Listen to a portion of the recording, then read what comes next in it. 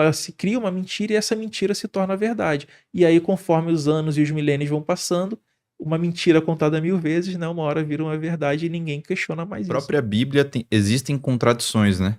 Explica pra gente como que funciona isso aí.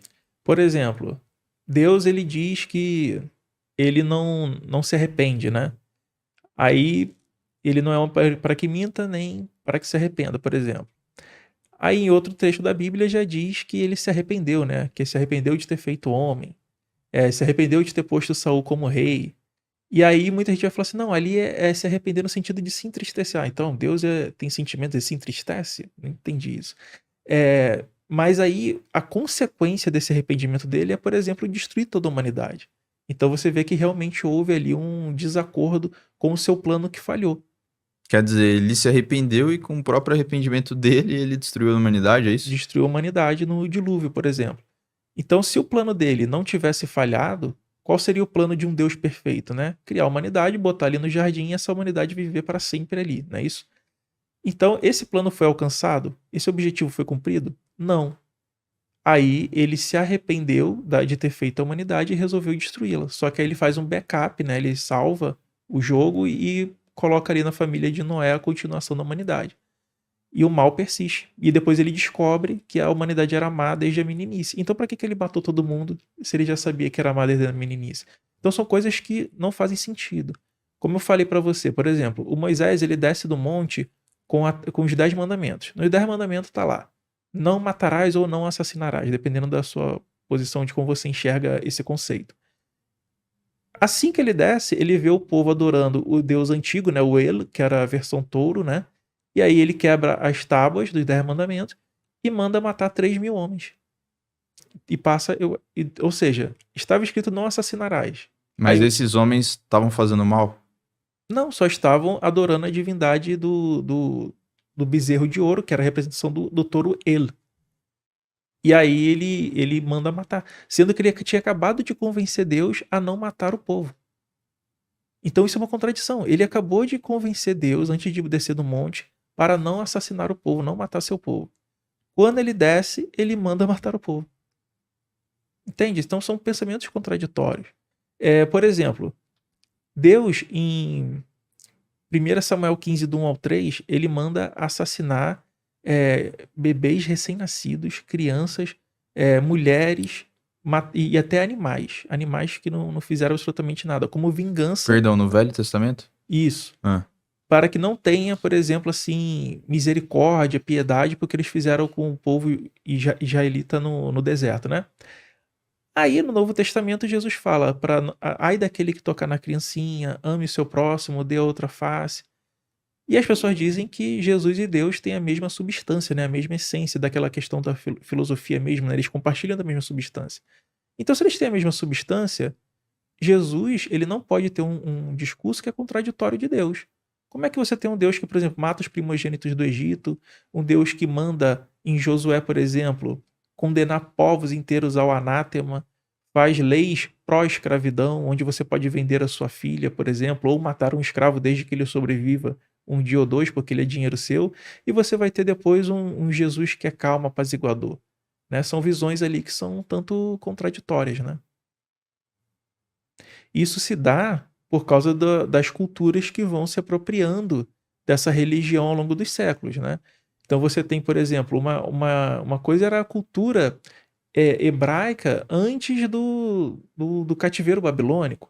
Eles tinham culto a deusas, né? Tinham vários deuses cananitas, El, Baal, Asherá, e essas divindades eram vistas como, por exemplo, deuses da fertilidade, deuses da colheita, Então, conforme a Bíblia foi sendo escrita, as culturas foram mudando e ela foi sendo adaptada. sendo adaptada? Isso. Aí você vai ver, por exemplo, histórias que são duplicadas. Você vai ver, por exemplo, nas 10 pragas ali do Egito, na própria Arca de Noé, histórias que elas são repetidas. O próprio Saul e Davi, você vai ver que existem histórias que são duplas. Você vai estar lendo uma história de Davi, por exemplo, em que ele está com Jonatas.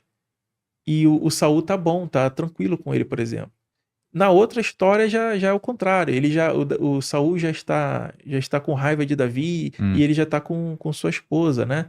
já não é mais o Jonatas. Então, essas duplicatas que a gente vai vendo na Bíblia evidenciam que existiam textos em contextos diferentes. E esses textos em contextos diferentes, em épocas diferentes, de outros autores, quando eles foram juntados no livro, porque você tem que pensar, por que as pessoas não entendem por que tem contradição na Bíblia? Isso que eu ia te perguntar, por que tem contradição? Porque isso, que antigamente era rolos, né? Você escrevia no rolo numa comunidade, em outra comunidade outro rolo. E não tinha impressora, a Gutenberg ainda não tinha inventado a imprensa. Quer dizer, não era no formato de livro assim, né? Não era. Então, assim, essas coisas eram escritas de forma separada. Então, conforme foi se inventando o códice, né, que era tentar reunir o livro, e conforme se inventou a imprensa, essas questões de diferentes tipos textuais foi sendo minimizada com o tempo. Mas naquela época, você poderia vir fazer uma intervenção e aquela cópia iria prosseguir. É meio que um processo evolutivo, Mas né? aí por que no processo de canonização, né, que foi o processo que eles, como o Sabino lá falou, eles selecionaram quais desses papiros aí iriam para a Bíblia, né? Por que nesse processo eles colocaram as contradições? Porque acontece dessa forma, cara. Você tem que entender que naquela época, muitas das pessoas não sabiam mal assinar o próprio nome.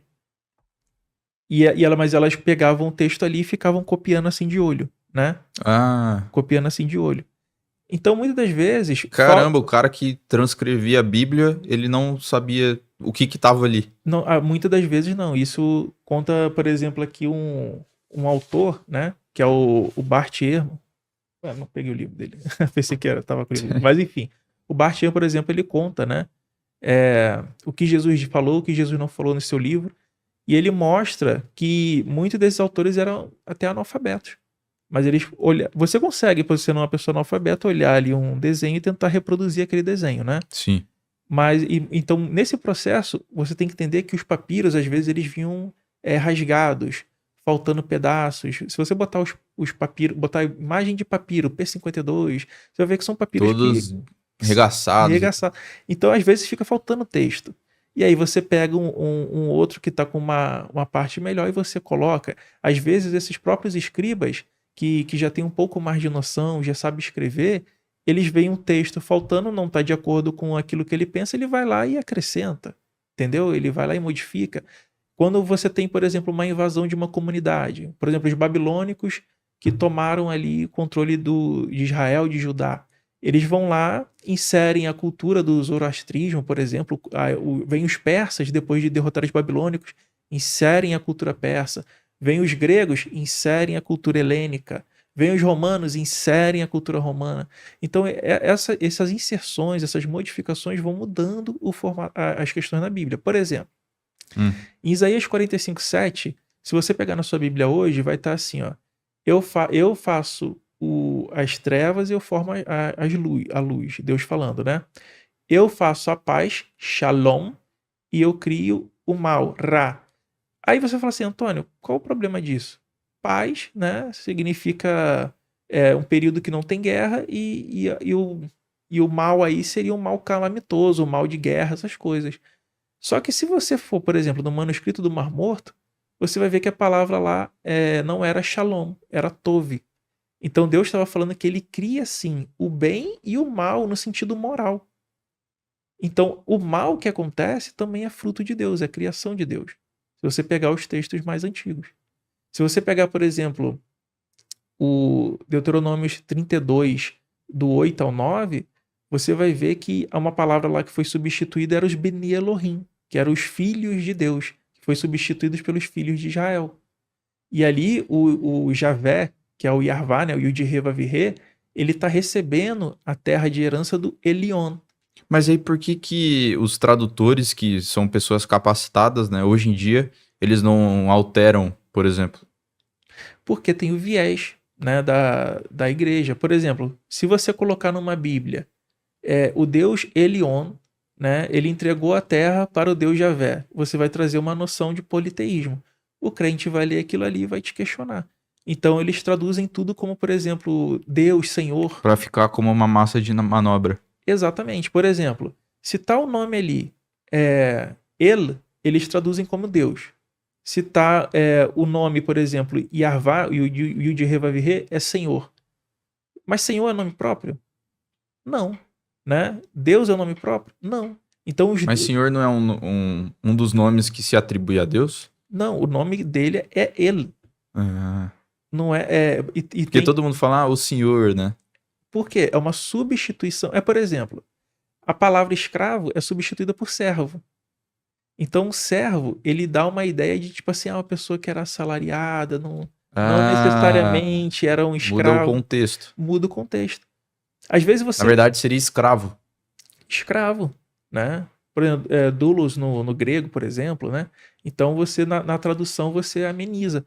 A palavra inferno, né? Inferno, você vai ter o Sheol, o Hadê, que é o Hades, né? O mundo grego, né? E o Gehenna. Tudo vira inferno. Por exemplo, quando você tem a tradução de São Jerônimo da Vulgata Latina. O termo Lúcifer. Lúcifer hoje em dia é uma entidade, sendo que era a referência de estrela da manhã para a queda, por exemplo, do rei da Babilônia. Então, até o próprio Jesus é chamado de Lúcifer na Vulgata Latina. Se eu não me engano, em 1 Pedro, se eu não estou enganado, tá? Não estou lembrado de cabeça direito. Então você observa que existem coisas ali que a tradução ela vira uma mentira, né? Ela se cria uma mentira e essa mentira se torna verdade. E aí, conforme os anos e os milênios vão passando, uma mentira contada 1000 vezes, né? Uma hora vira uma verdade e ninguém questiona mais isso.